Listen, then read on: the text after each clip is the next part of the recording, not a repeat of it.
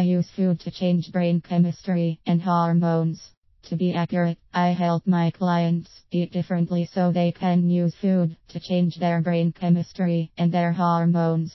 When I was still in my doctoral program, the question came up of what to call my specialty. Someone suggested something along the lines of addictive nutrition, a terrible name for what I do. First, it sounds like a recommendation to eat foods that are keeping the client stuck in addiction. No one needs a recommendation for that. For better or worse, mostly worse, we tend to figure that one out on our own. Second, it's limited. Even back then I realized that the implications of a specialty called, as I finally decided, psychoactive nutrition, would go beyond just helping clients and sugar addiction. Diabetes could be sugar addiction or beyond. I've worked with a wide variety of clients over the many years that I've been the sugar addiction expert. That includes numerous clients with metabolic syndrome. Metabolic syndrome is a collection of health conditions that tend to occur in a cluster. A client might not have all of them, but chances are, if he or she has one, others are likely to be there too. Examples of these metabolic conditions are diabetes, insulin resistance IR, high blood pressure, high cholesterol or bad cholesterol ratios, high triglycerides, heart disease, polycystic ovary syndrome, and different cancers. As mentioned, someone with one of them probably has more. One success story had diabetes and hypertension. Both were lifelong health issues. As a result of our work together, she lost 55 pounds and no longer had diabetes. She loved to say, "It's not under control. It's gone." After 20 years on meds, her blood pressure was normal. The changes stayed. Overweight could be sugar addiction or beyond.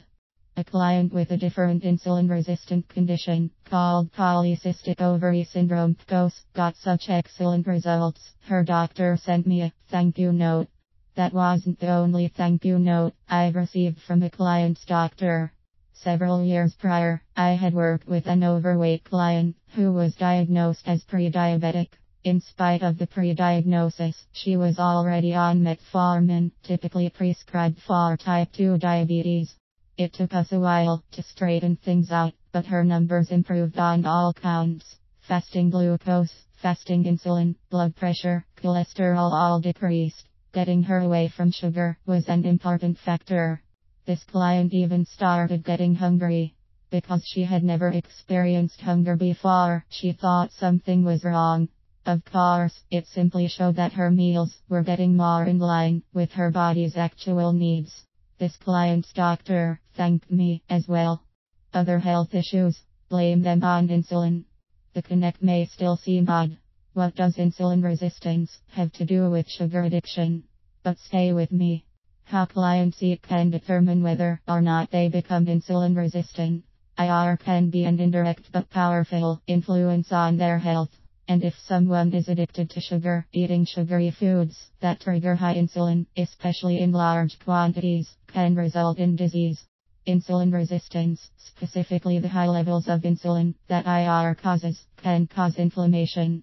Inflammation is currently considered a primary factor in most, if not all, disease. With insulin resistance, extra insulin is the body's first defense. A little didn't work, so here's more.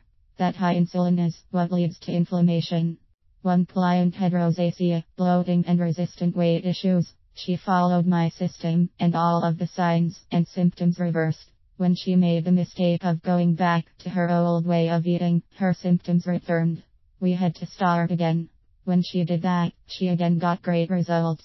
A client with irritable bowel syndrome went through a dramatic change. She had suffered with gas, bloating, stomach pain, constipation, cramping, low energy, and irritable bowel for as long as she could remember. Fortunately, my program helped her digestive problems and pain disappear. She could eat foods she could never eat before, her energy improved, and she could sleep better.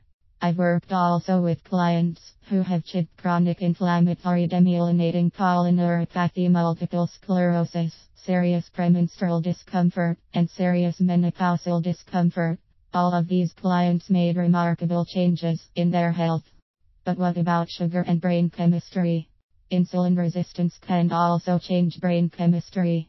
As I explained in a recent post, one way that IR can change brain chemistry is by interfering with the transport of tryptophan to the brain. Tryptophan is an amino acid, so it comes from protein. When tryptophan can't get to the brain can't make serotonin.